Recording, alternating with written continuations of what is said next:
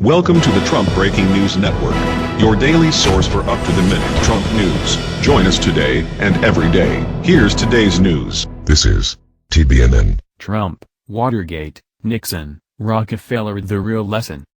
By John Rappaport.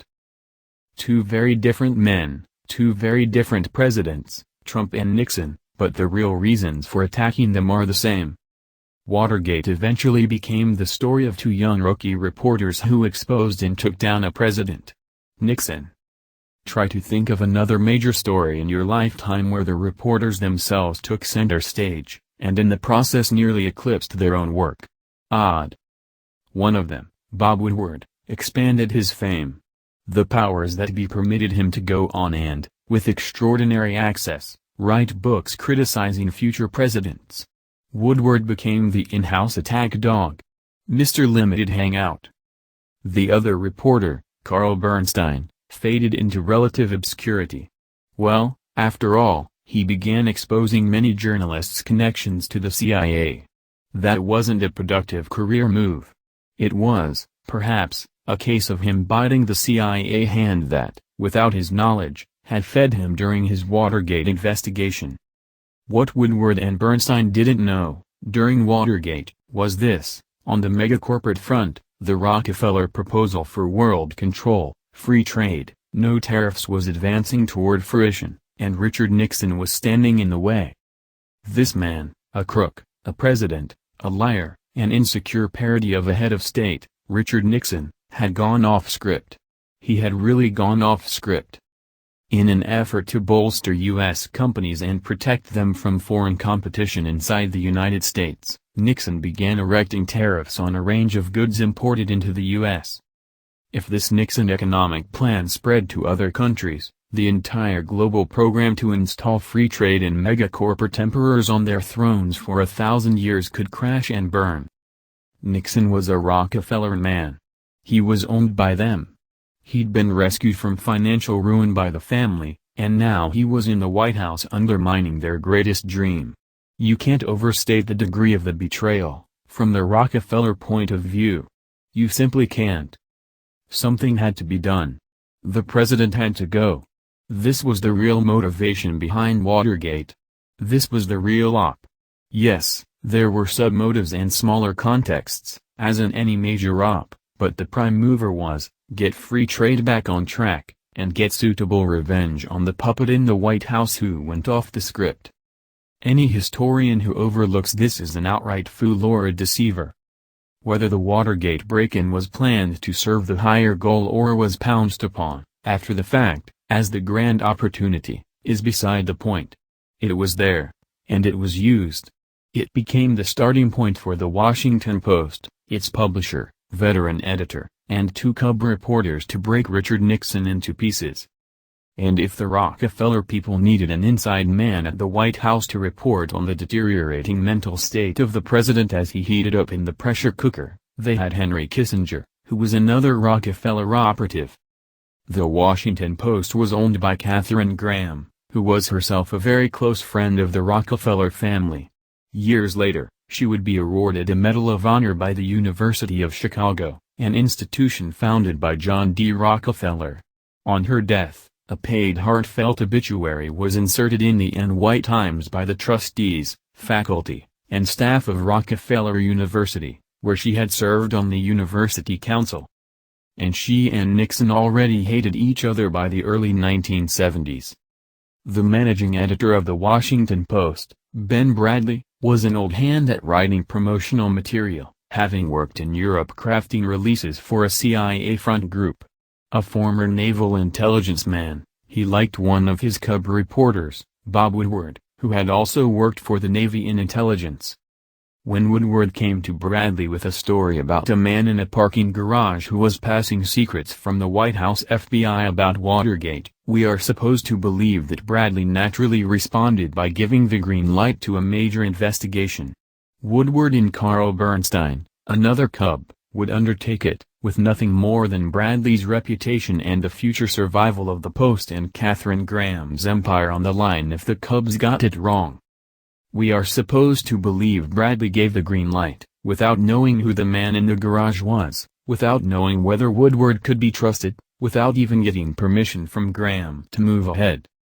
Bradley, a grizzled veteran of Washington, understanding exactly what Washington could do to people who told secrets out of school, just said to Woodward and Bernstein, "You'd better be damned sure you're right, because otherwise we're all in trouble."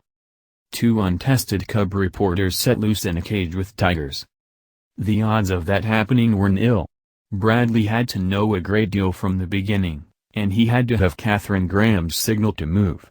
The series of breaking stories would be spoon-fed to the unsuspecting young reporters. They would be consumed by their ambition to advance their careers. Bradley was confident because he had the essentials of the scandal in hand, all the way up to Nixon, the target, well in advance of his two reporters. To have proceeded otherwise, Bradley was simply not that kind of fool. Whatever Deep Throat, the man in the garage, was dishing out to Woodward didn't really matter. Bradley already had it in his pocket. Deep Throat was merely a contrivance to allow the story to expand and grow by steps, and to permit Woodward and Bernstein to believe they were peeling layers from an onion. The man behind the curtain was David Rockefeller. After the whole scandal had been exposed and Nixon had flown away, in disgrace, from the White House for the last time, David Rockefeller addressed a meeting of the Chamber of Commerce of the European Community, October, 1975. He was there to allay their fears about Nixon's betrayal of the new economic world order. There was really very little he needed to say. David had already created, 1973, the Free Trade Trilateral Commission, an exceedingly powerful force. And a new puppet, Gerald Ford, was in the White House, and Ford had appointed David's brother, Nelson Rockefeller, as his vice president. David told the European attendees, "Fortunately, there are no signs that these anti-free trade measures of Nixon are supported by the Ford administration." And that was that. The global megacorporate colossus was back on track. The temporary rip in the matrix had been repaired. On a far lower level of power politics, everyone and his brother were consumed with the contrails of the scandal that had driven away Nixon and his colleagues. People were congratulating each other on the expunging of a corrupt conspiracy from public life. The real players, of course, were still in place, stronger than ever. David Rockefeller and his aides were preparing for an even greater coup. They had chosen an obscure man with zero name recognition to be the next president of the United States. Jimmy Carter. Carter would function to forward the goals of the Trilateral Commission in bold view of anyone who knew the score. And every president since Carter, regardless of party affiliation, has supported and extended those globalist corporate goals. No questions asked. Obama, who fatuously remarked during his 2008 election campaign that NAFTA needs to be revisited, has taken his cues like any other puppet. When, from this perspective, you examine the global takeover of land and resources by GMO agribusiness, the destruction of small family farms, the plundering of natural resources in the Third World, the use of UN peacekeepers and humanitarian groups and intelligence agencies to create a wedge, for corporations, into these areas, you see the hand of the Rockefeller plan. When you see the destruction of currencies and the escalation of insupportable debt, the incursion of a bewildering number of UN-affiliated groups sinking their teeth into local communities all over the planet to manage sustainable development, you see the plan. And when you see free trade and no tariffs, you see the essentials nuts and bolts of the plan. The innocuous-sounding free trade policy is the #1 priority of every American president. He must do two things: rarely speak of it, and allow it to move forward. That's all. In return, he gets to act as if he's the most powerful man in the world. But if he wobbles and considers taking up a position against free trade, corporate domination of the planet, he can look back and see what happened to Richard Nixon. He can learn from that example.